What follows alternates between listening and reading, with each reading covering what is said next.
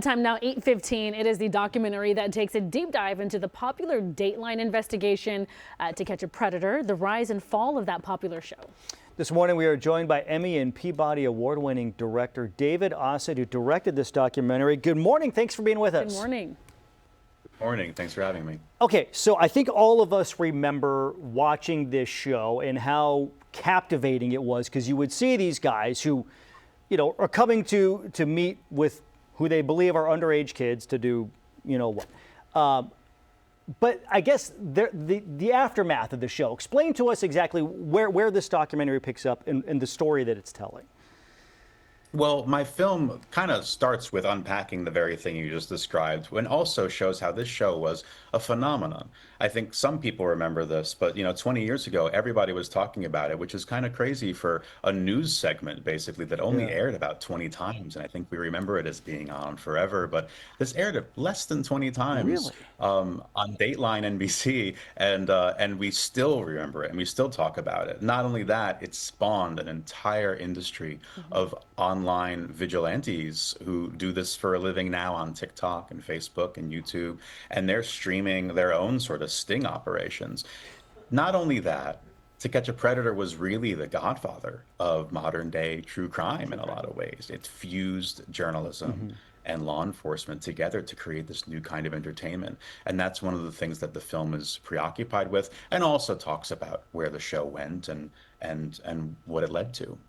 So I remember even at the time, there was criticism from a journalistic aspect that, you are creating the news, not just reporting it, because you are helping to, quote unquote, set the trap. But I think a lot of people look at that and go, well, you know what? But these are creeps that are showing up and they're getting what they deserve. And I think they might look at this documentary and say, are we supposed to feel sorry for these guys? Absolutely. That is a question that inevitably comes up. And the answer is no. You are not supposed to feel sorry for these guys. You're not supposed to feel anything. My film's more interested in, I'm more interested in, with thinking about the idea of, well, how do we treat people? What happens? In this particular case, these guys are showing up.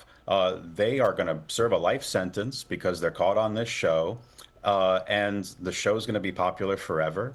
And their family members are going to be involved in this too. Now, of course, they did a crime, but how much of the show was about entertaining us with their crime versus catching these guys and trying to spare their families embarrassment and trying to have them serve the time that they are going to serve? Now, these are questions that I don't have answers to. These are questions that just come up when we think about how much of true crime entertainment is actually entertainment versus reporting on something. Sure. Yeah, and you kind of already touched on it, but for you, what stood out that made you say, I want to take a deeper dive into the rise and fall of that show?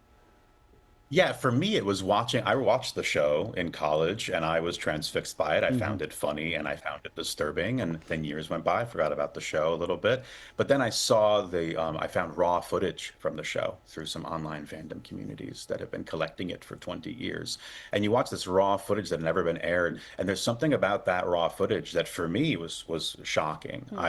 There's something about watching someone's life end in slow motion over like a 75-minute clip, where it's just, even though you know what these guys might have done if it was a real child that they were meeting, you can't help but feel bad for the fact that this is just the end. This is the end of any goodness inside of them. And as someone who has a 4-year-old daughter who cares about human beings, it's a horrifying idea to think about that. But the show, I just kind of laughed at it. Didn't make me feel much of anything. So what's the difference between those two? And that's what interested me. Well, the documentary is called Predators. It is premiering today on Paramount Plus. There's a lot to go over in it. You had Chris Hansen on there as well. I'd love to know and watch it and find out what his thoughts are on that. David Osit, thank you so much. We appreciate it. Thanks for having me.